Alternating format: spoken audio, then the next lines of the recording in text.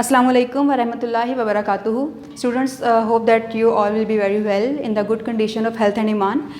Students, in the previous lecture, in the lecture number 8, we already have done the English B portion. We already have covered the in the 7th lecture and in the 8th lecture, only the English B portion. And now, in the 9th lecture, we are again going to start English A portion. इससे पहले हमने 3 units अपने English ए के complete किए थे और आज हमने यूनिट नंबर 4 स्टार्ट करना है. Unit number 4, the chapter name is first aid. ठीक है, फर्स्ट एड. बच्चों, फर्स्ट एड का मतलब क्या होता है? देखो, फर्स्ट का मतलब तो होता है, आपको पता है, पहली, इब्तदाई, और एड का मतलब होता है मदद करना. ठीक है, मदद. एड का मतलब होता है मदद. तो फर्स्ट एड का क्या मतलब बना? पहली मदद. अब ये पहली मदद कौन सी होती है? जब आपके पास कोई हंगामी सूरत हाल से कोई इंसान दो चार हो जाए, कोई इमरजेंसी सिचुएशन उसको फेस करनी पड़ जाए, उसमें जो उसको सबसे पहले जो टाइमली असिस्टेंस दी जाती है ना, तो सबसे पहली मदद जो दी जाती है उसको उस इमरजेंसी की सूरत हाल से थोड़ा सा संभालने के लिए, उसको फर्स्ट एड कहते हैं. ठीक है. अच्छा बच्चों, हमने आज इसका क्या करना है? हमने इसकी करनी है ट्रांसलेशन और इसके साथ हमने इसके करने हैं question answers from the English A portion. इसके बाद हम इंग्लिश बी पोर्शन भी डेफिनेटली करेंगे. So let's start the translation. Okay बच्चों, I already have just told you that I am not able to give you the full translation of the chapter.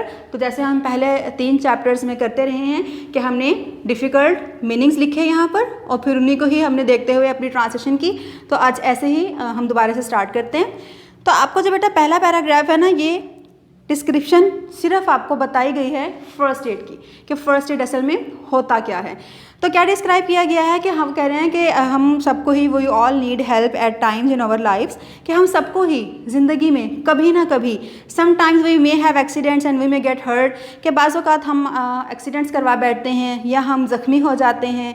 तो ऐसी सूरत में जब हम ज़ख्मी हो जाते हैं तो हमें ज़रूरत होती है कि कोई हमें असिस्ट करे, कोई हमारी मदद करे. कौन मदद करे? वो जिसको पता हो कि करना क्या है. ठीक है, ये आपके यहाँ पर लिखा हुआ है, we need someone to help us, someone who knows what to do, जिसको पता हो कि करना क्या है.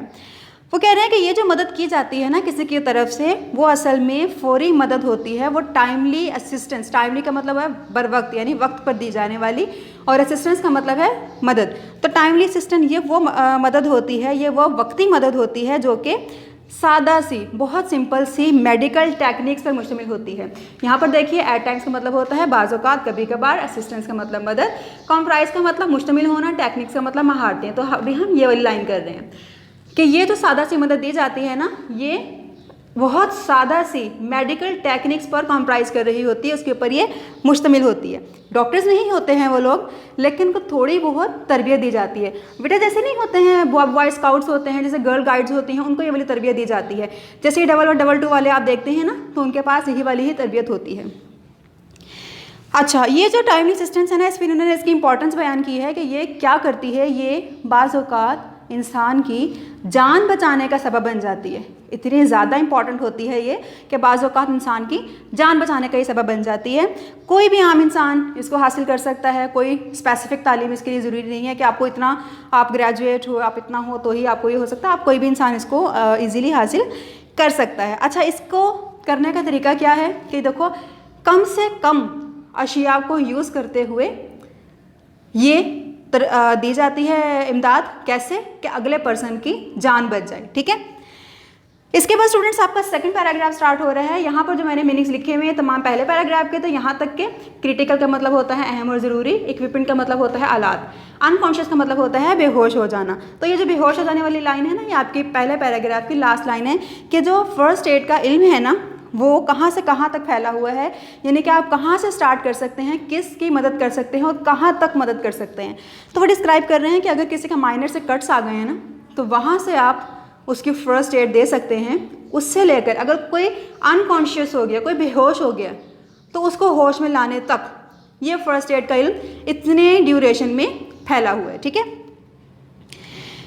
ओके, सेकंड पैराग्राफ आपका स्टार्ट हो रहा है कट्स एंड स्क्रैप्स. तो बेटा कट्स एंड स्क्रैप्स में आपके पास जो डिस्क्रिप्शन आ रही है वो ये है कि जो कह रहे हैं कि जो माइनर कट्स होते हैं ना, स्क्रैप्स पड़ गए, स्क्रैचेस पड़ गए, माइनर कट्स पड़ गए, हमारे घर में छुरी लग गई, कोई गिर गया, चोट आ गई, तो खराश वगैरह आ गई, तो इसके लिए बिल्कुल भी हॉस्पिटल जाने की ज़रूरत नहीं होती, बल्कि इनको आप घर में ही रहकर टैकल कर सकते हैं.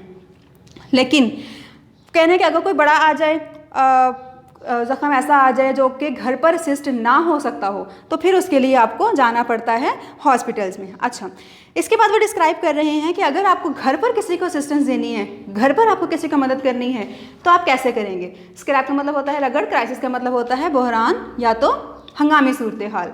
अच्छा, वो ये बात कर रहे हैं कि अगर आपको घर पर किसी के ज़ख़म आ गया, खून बहना शुरू हो गया, तो आप उसको कैसे मदद दोगे। उन्होंने आपका स्टेप बाय स्टेप पूरा लिखा हुआ है कि सबसे पहले तो स्टॉप द ब्लीडिंग, आपको खून रोकना होगा।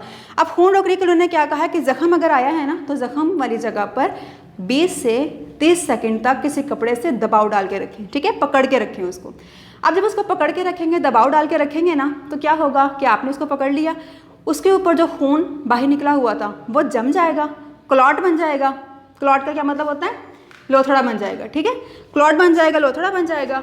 और उसके बन जाने से अब जो खून आ रहा था अंदर से वो बाहर नहीं आ सकेगा, वहीं पर स्टॉप हो जाएगा, ठीक है। तो एलिवेट का मतलब होता है बुलंद करना। अच्छा, बुलंद करने का क्या मामला है यहाँ पर कि उन्होंने कहा है कि आप एक तो ये काम करें ना कि आप उसको दबा कर रखें 20 से 30 सेकंड तक, और इसके साथ अगर हो सके तो आप उसको थोड़ा सा ऊपर की तरफ उठा दें, एलिवेट कर दें, बुलंद कर दें।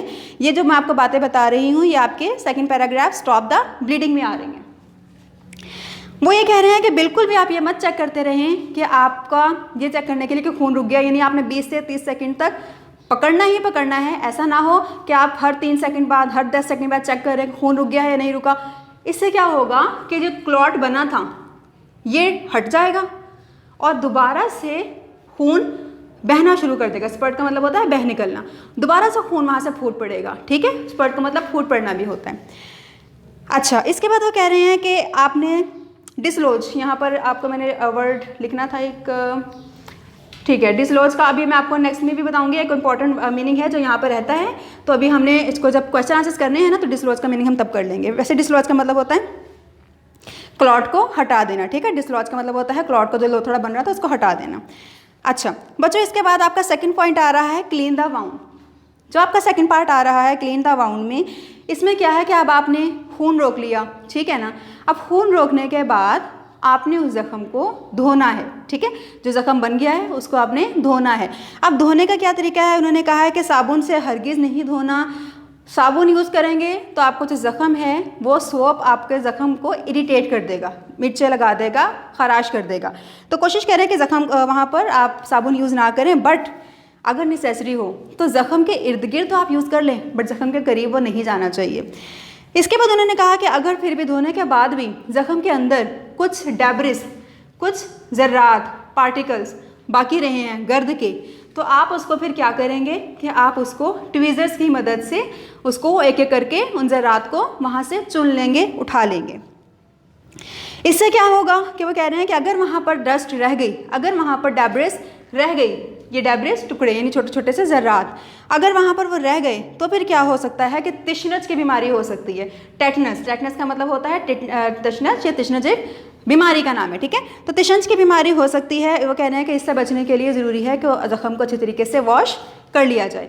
इसके बाद बेटा आपके पास सेकंड पैराग्राफ का ही नेक्स्ट पोर्शन आ रहा है apply an antibiotic. Apply antibiotic का क्या है कि आपने ज़ख़म को धोने के बाद अब उसके ऊपर एंटीबायोटिक लगाना है। एंटीबायोटिक का क्या मतलब होता है, एक मरहम, ठीक है, ऐसा मरहम जो आपके ज़ख़म के जरासीमों को ख़त्म कर देता है, ठीक है।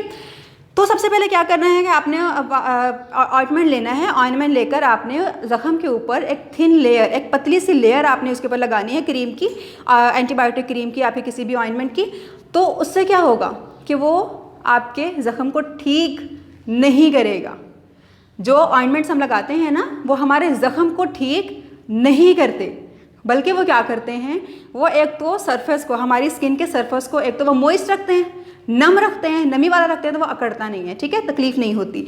दूसरा, ये ऑइंटमेंट्स का काम होता है कि जो हमारी बॉडी के अंदर ही अल्लाह ताला का कुदरती तौर पर बनाया गया नेचुरल हीलिंग प्रोसेस है ना, ज़ख्मों को जल्दी से ठीक कर देने वाला प्रोसेस, उसको ये जो ऑइंटमेंट, जो एंटीबायोटिक्स होते हैं वो फास्टन कर देते हैं, तेज़ कर देते हैं, ठीक है।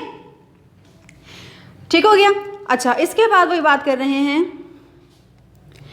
कि कवर द वाउंड, आपने उसको लगा लिया, क्रीम लगा ली, अब आपने वाउंड को, ज़ख़म को कवर करना है, तो लाजमी कोई बैंडेजेस वगैरह ही आप यूज़ करेंगे। और बैंडेज कौन सी यूज़ करनी है, जो कि हार्मफुल हों। अच्छा, इसमें ना एक बात ये भी आ जाती है, एक अगर आपको आपने स्टार्टिंग में पट्टी करनी शुरू की, उसके ऊपर उसको रैप करना शुरू किया, लेकिन थोड़ा सा ठीक हो जाए ना जब वो, तो उसको एक्सपोजर का मतलब होता है खुला छोड़ना, यानी आपको उसको खुला छोड़ देना चाहिए फिर, ठीक है, हवा में। फिर हवा में ही इतनी ज़्यादा ताकत है कि आपके ज़ख़म को ठीक कर देगी। कब? जब आपका थोड़ा सा ज़ख़म ठीक हो चुका हो।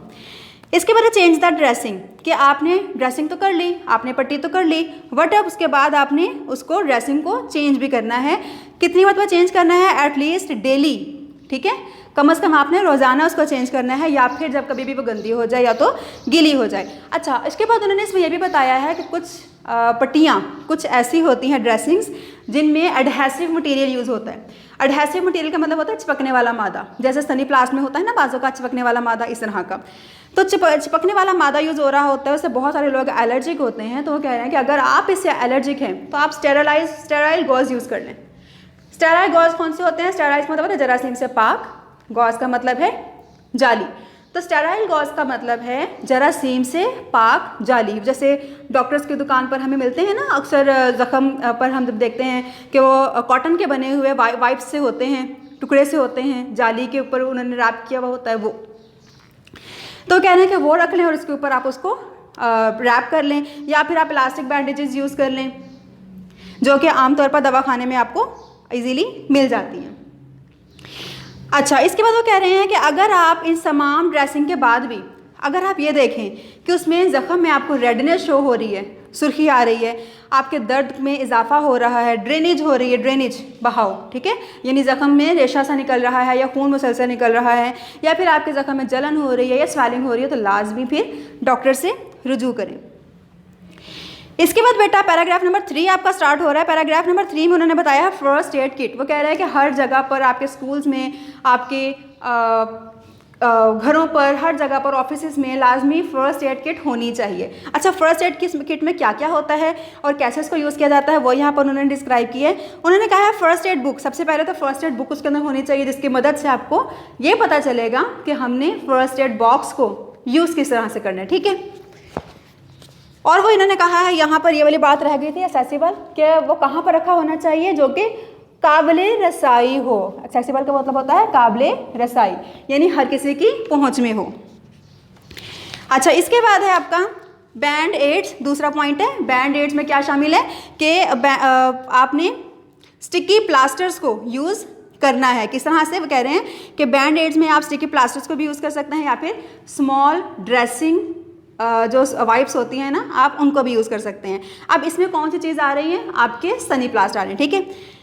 अच्छा, इसके बाद आपके पास आ रहे हैं इलास्टिक बैंडेजेस। इलास्टिक बैंडेजेस जो होते हैं ना, वो कब यूज़ होते हैं? जब आपके स्प्रेन जॉइंट्स हो जाते हैं ना, ये देखो स्प्रेन, मोचदार, इसका मतलब जॉइंट्स का मतलब होता है जोड़, यानी आप कहीं पर मोच आ गई है ना आपके हाथ पाँव में कहीं पर, तब वो इलास्टिक बैंडेजेस यूज़ होते हैं। इसके बाद है और making a sling in the case of a broken arm. ये इलास्टिक बैंडेजेस में पढ़ रही हूँ आपका। तो यहाँ पर स्लिंग का मतलब है लटकाने वाली पट्टी, सहारा देने वाली पट्टी, यानी वो जो एक आपने देखा होगा ना कि अक्सर वो गले में से गुजार कर बाजू में निकाल दी जाती है, सहारा देने वाली पट्टी, उसको स्लिंग कहा जाता है। उसके बाद बेटा आपके पास आ रहा है gauze and adhesive tape. Next point है आपका। अच्छा, गॉज पैड्स, वही जो जालीदार पट्टी हमने यहाँ पर अभी जो डिस्क्राइब किया था ना, ये वाला स्टेराइल गॉज, ये वही वाली पट्टी है।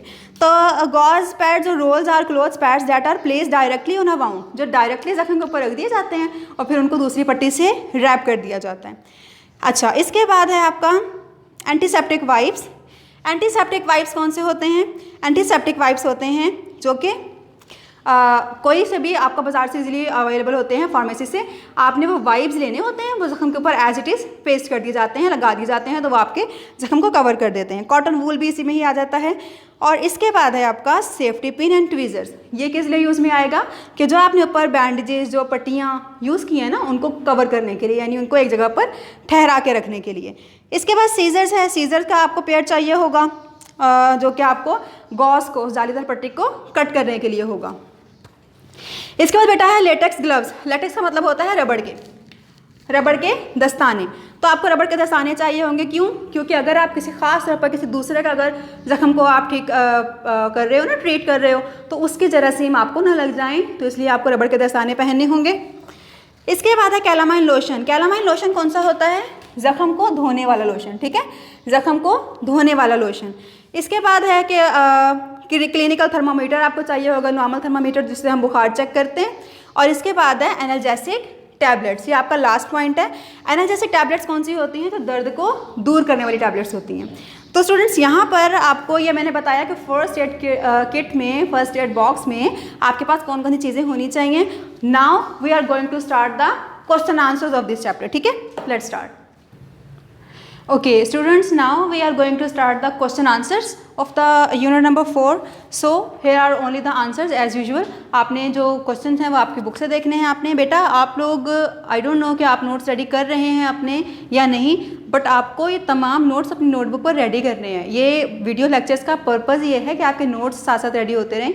तो अगर आपने पिछले 3 चैप्टर्स की जितना भी अभी तक हम काम कर चुके हैं, अगर आपने उसके नोट्स रेडी नहीं किए हैं तो अपनी नोटबुक परचेज़ कीजिए और अपनी नोटबुक पर जैसे आप स्कूल में अपने नोट्स रेडी करते हैं ना, सेम अपने नोट्स आपने ये रेडी करने हैं लाजमी, ठीक है।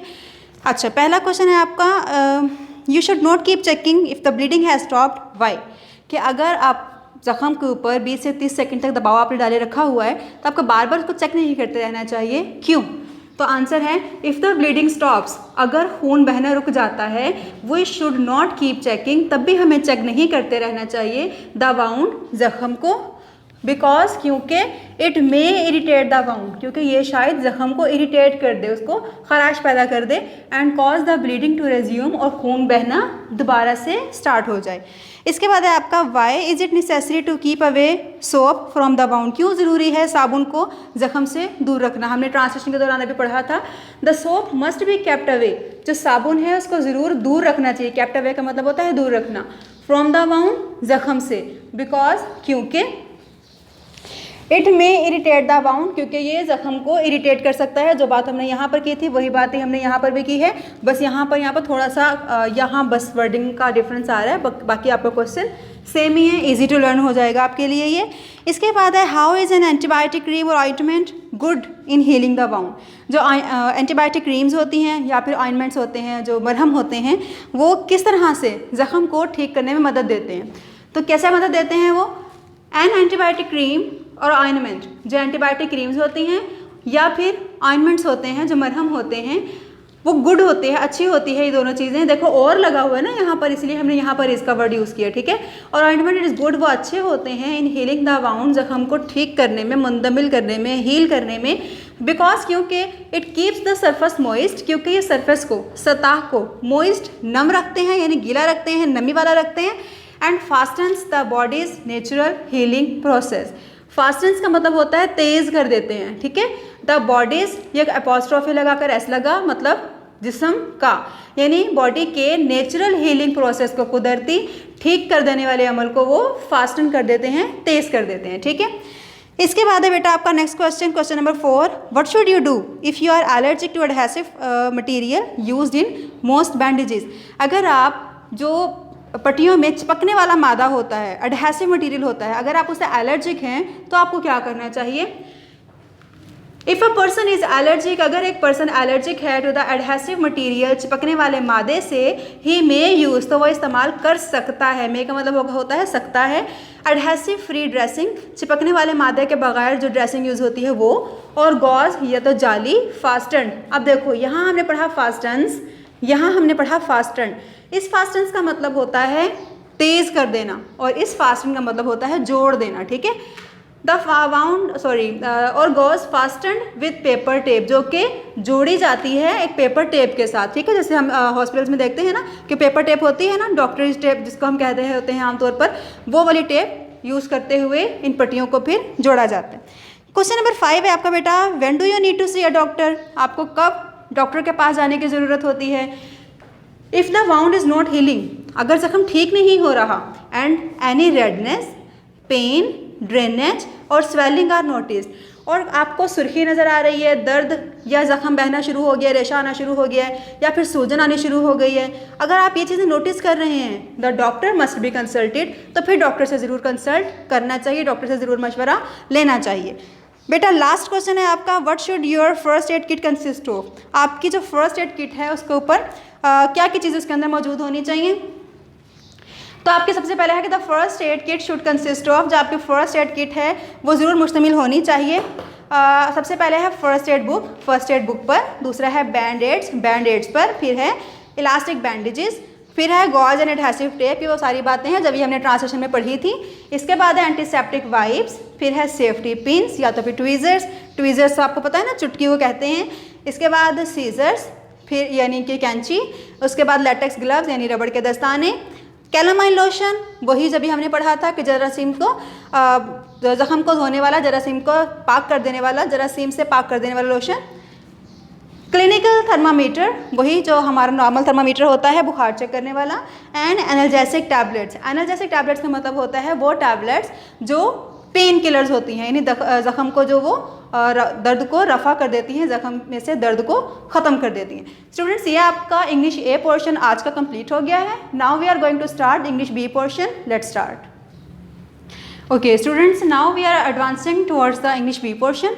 और इंग्लिश बी पोर्शन में आज जो हमने काम करना है वो है हमारा task paragraph number 10, translation paragraph number 10, और इसके साथ हमने करने हैं 10 पेयर ऑफ वर्ड्स, ठीक है, 31 to 40। तो आपका जो पैराग्राफ नंबर 10 है पहले वो देख लेते हैं। बेटा ये मोस्ट इंपॉर्टेंट पैराग्राफ तो नहीं है, बट फिर भी कभी कभार ये पेपर में आ जाता है, तो आपने इसको कंसिडर ज़रूर करना है, और है भी बहुत ज़्यादा आसान, तो इसको ज़रूर देख लीजिएगा। शहर आने से पहले हम गांव में रहते थे, we lived in a village, हम रहते थे, देखो past indefinite tense, in a village गाँव में, बिफोर कमिंग आने से पहले, टू द सिटी शहर, यानी शहर आने से पहले हम गांव में रहते थे। गांव में हम लोग बहुत खुश थे, वेरी सिंपल सेंटेंसेस यूज़ हुए हैं in this paragraph. We were very happy, हम बहुत खुश थे, इन द विलेज गाँव में। हम सुबह सवेरे उठते थे, वी गॉट अप अर्ली, देखो past indefinite tense, we got up early in the morning.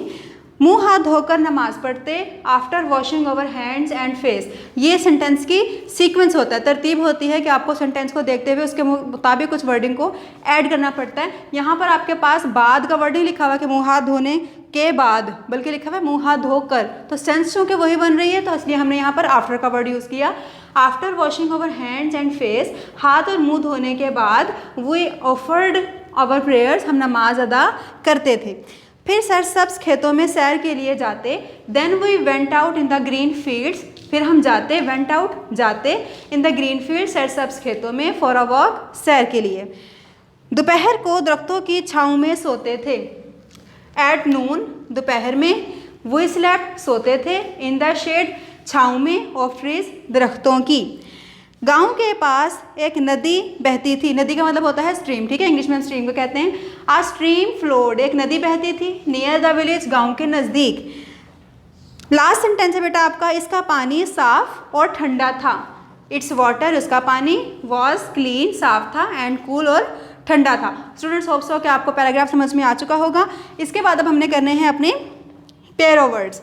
तो बेटा पेयर ऑफ वर्ड्स में हमने आज करने हैं 31 to 40। मैंने यहाँ पर आपके मीनिंग साथ मेंशन कर दिए हैं, तो आप मीनिंग्स यहाँ पर देखकर अपनी बुक के ऊपर आप मेंशन कर सकते हैं पूरे sentences. There is no need to write on the board because already written on your book.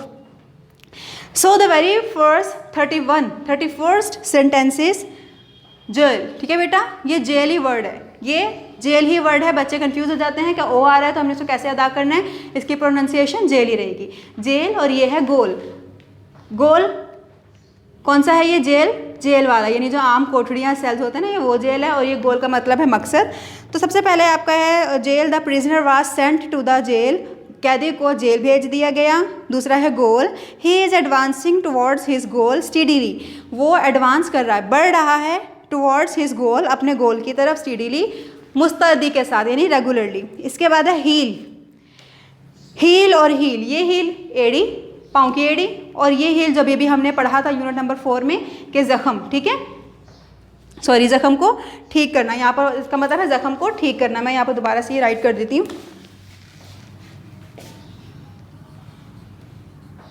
मुंदमिल होना बेटा इसका मतलब होगा, ठीक है, ठीक हो जाना यानी कि। अच्छा, अब है ये heal the wound will heal soon, के जख्म जल्द ठीक हो जाएगा, जल्द मुंतमिल हो जाएगा। नेक्स्ट वर्ड है आपका हेल्दी एंड हेल्थफुल। हेल्दी का मतलब होता है सेहतमंद, हेल्थफुल का मतलब होता है सेहत बख्श, ऐसी चीज़ जो आपको सेहत दे।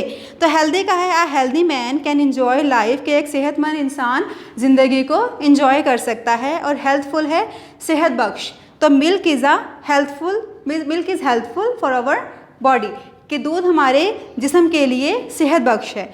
इसके बाद है नेक्स्ट आपका आइडल एंड आइडल। इस आइडल का मतलब है बेकार, और ये जो ओ वाला आइडल है इसका मतलब है बुत। तो idle, do not waste your time by sitting idle, बेकार बैठकर अपना वक्त ज़ाया मत करो। और दूसरा आइडल है द हिंदूज़ वर्शिप आइडल्स, कि हिंदू बुतों की पूजा करते हैं, इबादत करते हैं। Invent and discover. इन्वेंट है इजाद करना, डिस्कवर है दरियाफ्त करना। डिफरेंस क्या होता है आपको पता होगा, दोबारा एक्सप्लेन कर देती हूँ। इजाद कहते हैं कोई चीज़ मौजूद ही नहीं थी, उसको नए सिरे से बनाया गया, जैसे कि बल्ब, जैसे कि फैंस, जैसे कोई भी चीज़ जो पहले मौजूद थी ही नहीं, उसको अब ये भी बनाया गया, खुद बनाया गया, तो वो इजाद होगा। डिस्कवर, दरियाफ्त कहते हैं कोई चीज़ पहले से ही मौजूद थी, सिर्फ उसको ढूंढा गया, जैसे कि कोलंबस ने अमेरिका दरियाफ्त किया था, पहले से अमेरिका मौजूद था सरजमीन पर, सिर्फ उसने दरियाफ्त किया था, ढूंढा था। दरियाफ्त का मतलब होता है ढूंढना। तो इन्वेंट, मार्कनी इन्वेंटेड रेडियो, मार्कनी ने रेडियो इजाद किया। Discover, Columbus discovered America, Columbus ने अमेरिका डिस्कवर किया, ढूंढा, दरियाफ्त किया। आइस, अच्छा बेटा आइस एंड स्नो ये दोनों ही बर्फ़ हैं। देखें आइस ये भी बर्फ़ है, स्नो ये भी बर्फ़ है। डिफरेंस क्या है, ये होती है मसनूई बर्फ़ जो हम फ्रिज में रखकर जमा कर बना लेते हैं, और ये वो स्नो है जो कुदरती बर्फ़ होती है अल्लाह ताला की तरफ से जो पहाड़ों पर आती है, बरसती है। People use ice in summer, इसका होगा कि लोग गर्मियों में बर्फ़ इस्तेमाल करते हैं। फिर है स्नो, ये वाला स्नो, तो ये क्या होगा कि snow is falling on the mountains, पहाड़ों पर बर्फ़बारी हो रही है या बर्फ़ गिर रही है। नेक्स्ट है आपका लूज एंड लॉस। लूज का है ढीला, लॉस का है गुम कर देना, खो देना।